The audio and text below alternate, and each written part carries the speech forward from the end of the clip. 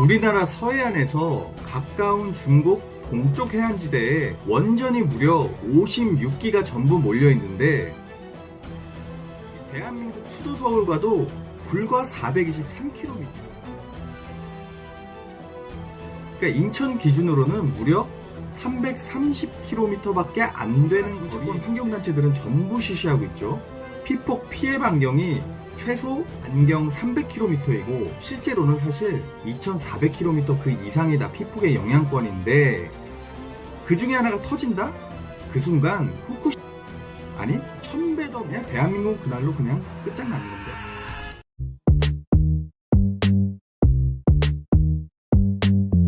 안녕하세요 여러분, 내각개론입니다. 오늘은 국내 원전은 안전한지, 또 후쿠시마 원전 사고가 난 일본과의 차이점은 어떤지에 대해서 먼저 말씀을 드리고, 우리 서해안에서 멀지 않은 곳에 위치해 있는 이 중국의 원전이 우리에게는 얼마나 큰 위험인지에 대해서 최대한 알기 쉽게 설명해 드리려고 합니다. 영상 최대한 알기 쉽게 풀이해 드리려고 준비했고요. 영상 끝까지 시청해 주시고요. 구독과 좋아요, 알림 설정까지 부탁드리겠습니다. 일단 대한민국이 보유하고 있는 원자력 발전소는 21개입니다.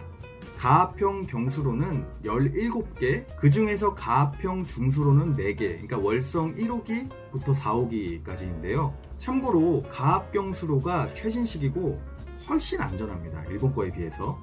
그러면 바다 건너 일본은 54개의 원자력 발전소 중에서 24개는 가합식 원자로이고요. 30개가 비등수형 경수로입니다. 그러니까 한마디로 한국의 가합형 경수로는 이 폭발 위험이 없습니다. 왜? 분리형이라서 안전합니다. 그러니까 원자로 내부에서 물을 끓이지 않고 이 가열된 물을 이 증기 발생기로 보내서 수증기 발생기에서 물을 끓여서 수증기를 생산하는데, 이 발생한 수증기에는 방사능 물질이 포함되어 있지 않아요. 그러니까 유사시 때도 방사능 유출의 가능성이 낮습니다. 거의 없어요. 아니 거의가 아니고 거의 그냥 없어요. 네.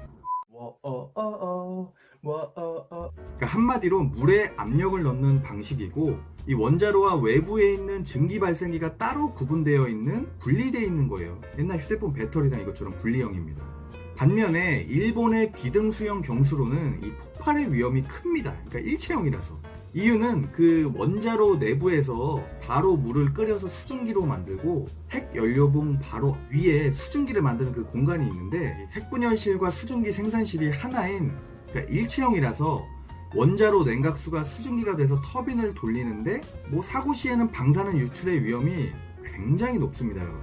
그러니까 한마디로 물을 끓여서 이 발전을 돌리는 방식인데, 원자로 내부에 증기 발생기가 합쳐진, 그러니까 일체형이에요. 일체형. 위험한 거죠. 어느 거 하나가 고장 나거나 하면.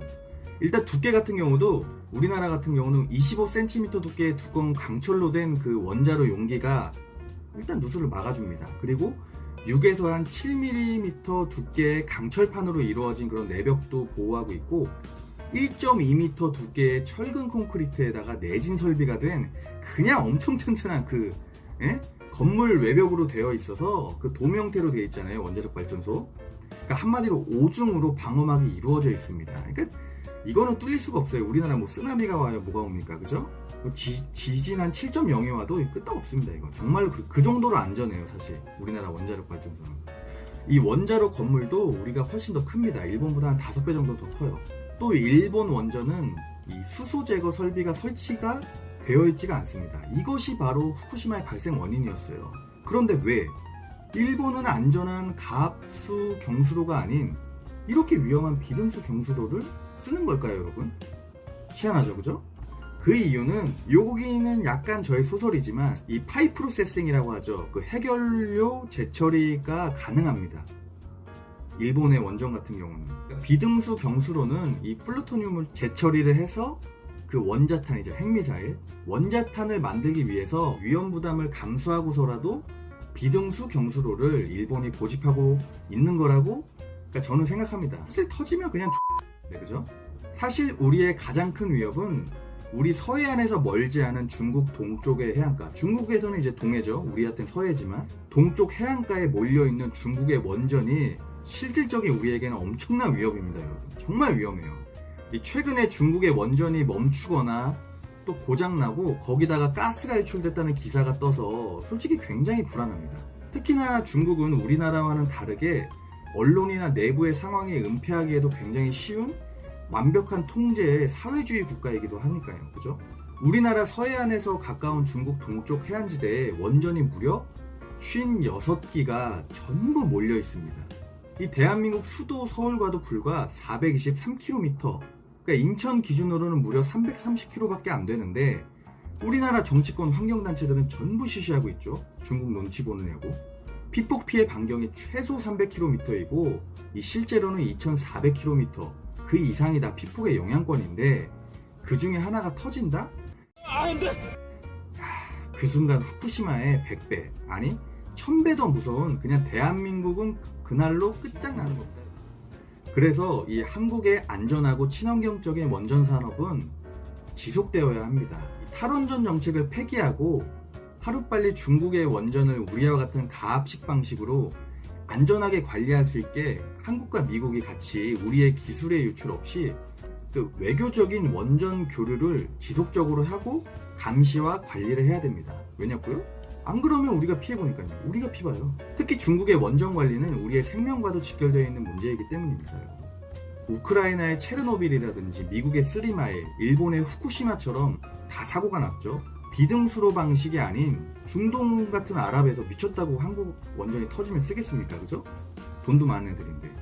그러니까 중동에서도 쓰고 세계에서 수주를 따낼 만큼 우수한 우리의 가압식 원전은 굉장히 안전합니다, 여러분. 천연가스나 석탄 화력은 비싸고 또 심한 미세먼지 환경오염, 왜냐면 벙커CU니까, 그러니까 저질 기름이고 정제 기술이 없어요, 그쪽은. 게다가 태양열은 산림을 파괴하고 모듈이 납성분이라서 10년 주기로 교체를 해야 합니다.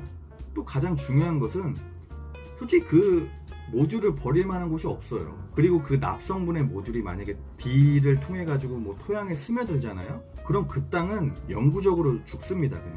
그냥 죽은 땅이 되는 거예요. 방사능은 저리 가라 할 정도로 비효율적이고 굉장히 무서운 재앙이 생깁니다, 여러분.